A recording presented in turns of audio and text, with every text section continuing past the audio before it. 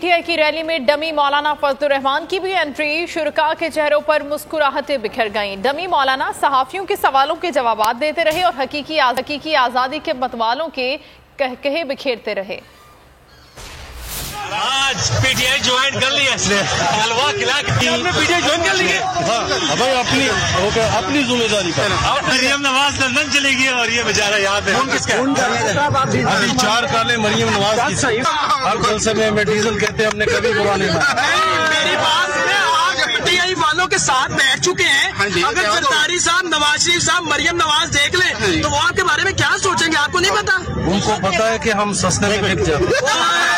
इन्होंने तोड़ा नहीं है। अंदर की बात बताता हूँ, इन्होंने हमें 10,000 रुपए दिए। भाई मैंने तो पहले भी बताया, आपने पहले भी पूछा था, मैं अब भी बता रहा हूँ, आपका जज्बा देखने आया हूँ। ये मत कहें कि हमने मौलाना को तोड़ लिया।